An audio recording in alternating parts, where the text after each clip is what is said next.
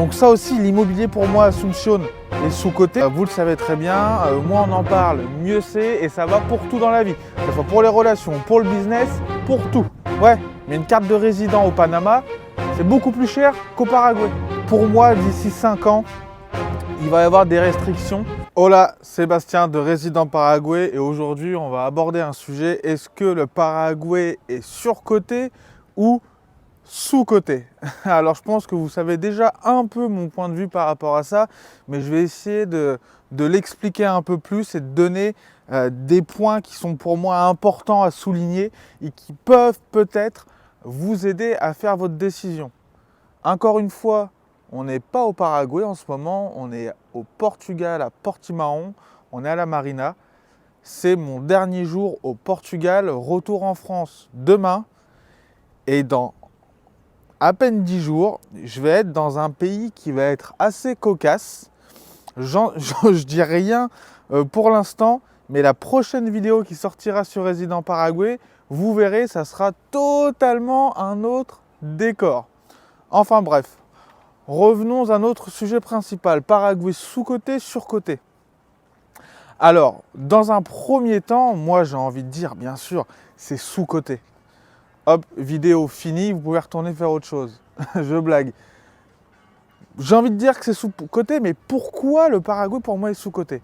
Il faut d'abord savoir que le Paraguay, il y a peu de gens qui en parlent.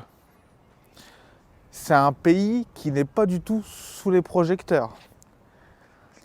Il y a encore quelques mois de ça, personne n'en parlait quasiment sur YouTube ou les réseaux sociaux. Pourquoi? Il faut savoir que le Paraguay, c'est en plein milieu de l'Amérique latine, il n'y a pas de plage. Généralement, quand on va en Amérique du Sud, c'est pour les plages ou la montagne. Il n'y a pas de plage, il n'y a pas de montagne. C'est un pays qui est enclavé en plein milieu, il n'y a pas grand-chose à faire, le tourisme n'est pas développé. Donc les gens aujourd'hui qui vont au Paraguay, c'est dans un but généralement bien précis. Les personnes qui regardent cette chaîne, généralement, ils ont deux buts.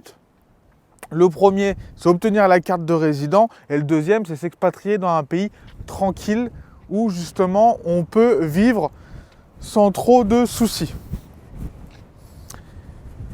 Et du coup, le fait que ce pays, et on va dire, n'est pas sous les projecteurs, que peu de personnes en parlent, qu'il ne reçoit pas une hype comme son confrère le Panama par exemple, et bien ça pour moi c'est un gros avantage. C'est un gros avantage parce que, vous le savez très bien, moins on en parle, mieux c'est, et ça va pour tout dans la vie. Que ce soit pour les relations, pour le business, pour tout. Et donc ça, je trouve que c'est intéressant, et du coup, il est sous-coté. Parce que si personne n'en parle, c'est que personne pense qu'il est intéressant.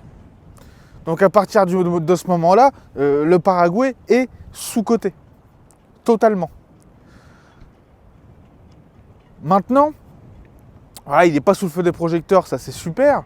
Un autre point qui fait que pour moi, c'est un des pays qui est le plus sous-coté en plan B, parce qu'aujourd'hui, beaucoup de personnes en plan B obtiennent une carte de résident au Panama. Le problème, c'est que le Panama, ça coûte cher pour obtenir une carte de résident.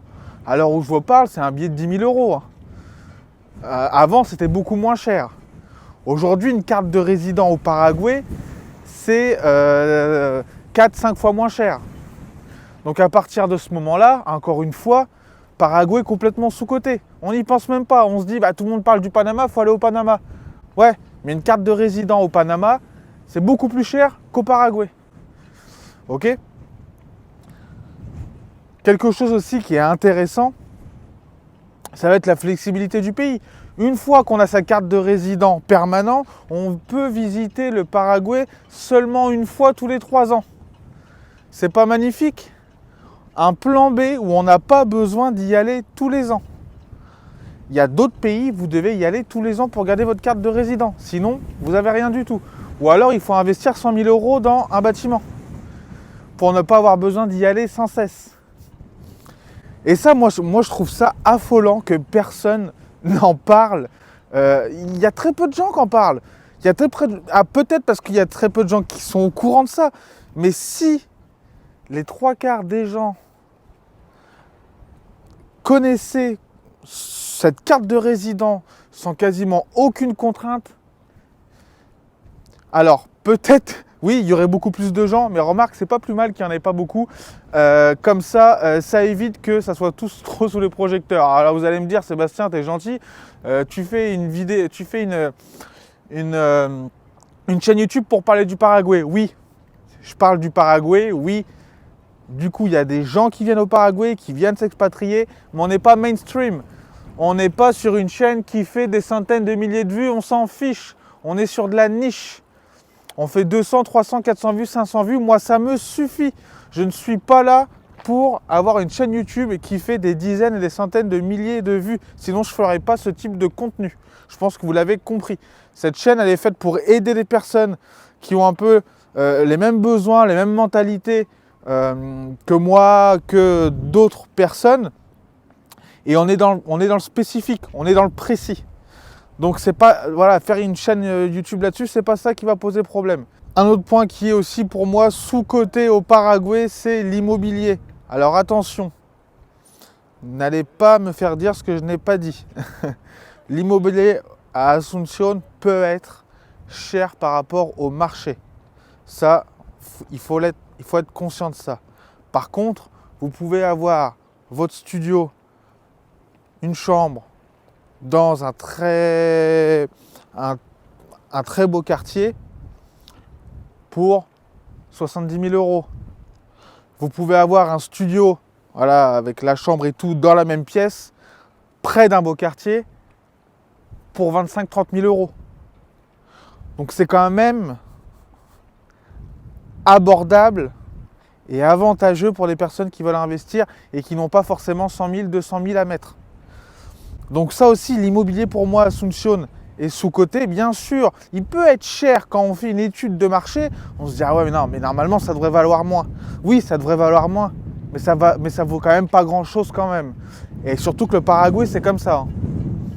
Moi, je le vois depuis que j'y vais. Je vois de plus en plus de monde venir au Paraguay. Et de toute façon, ça se ressent dans les lois. Ça se ressent dans les lois d'obtention de cette carte. Parce qu'avant, on obtenait la carte de résident permanente directement. Maintenant, on a la carte de résident temporaire, puis la carte de résident permanente. Donc, il y a déjà une première barrière.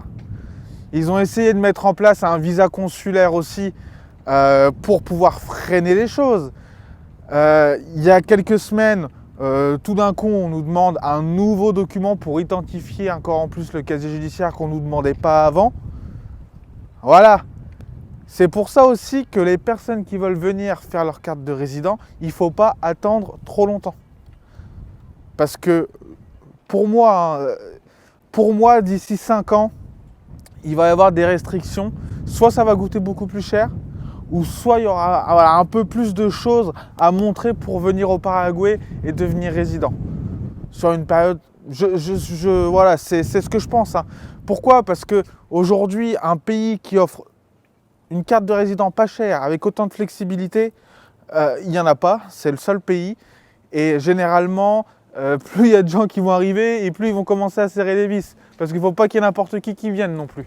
Même si pour l'instant, je trouve que voilà, les profils qui viennent au Paraguay, c'est quand même des profils, les 3 quarts du temps, c'est des gens intéressants. C'est des gens intéressants, de toute façon, vous allez les rencontrer. Vous allez les rencontrer quand vous allez venir au Paraguay, que vous alliez au restaurant, que vous allez au coworking, dans les cafés, etc. Vous allez les voir.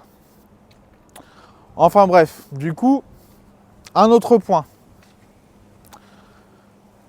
Le dernier point sur lequel je voudrais mettre une petite phrase dessus, c'est la qualité de vie. Archi sous-coté.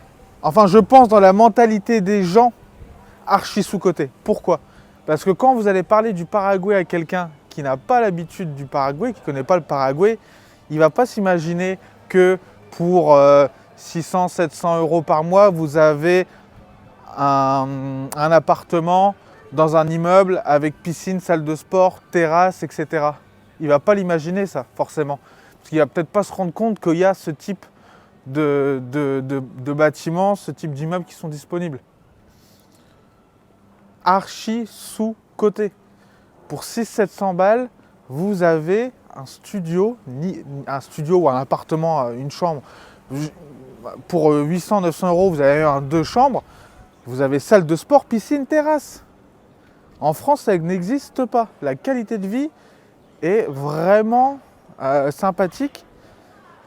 Avec moins d'argent, vous en faites beaucoup plus. Voilà. C'est aussi un des points qui pousse les gens à s'expatrier dans ce genre de pays.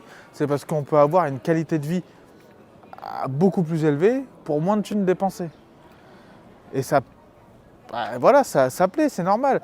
Quand on a un budget qui est défini, qu'on ne peut pas dépasser, mais on a la possibilité d'aller dans un autre pays avec ce budget, autant aller dans un autre pays où on peut avoir mieux. Moi, demain, je gagne 1500 euros, je ne vais pas prendre un appartement à Paris. Je vais dans un pays où avec 1500 euros, je peux me loger, me nourrir, faire des activités et qu'il m'en reste encore à la fin. Si je gagne 1500 euros et que je peux bouger, bien évidemment.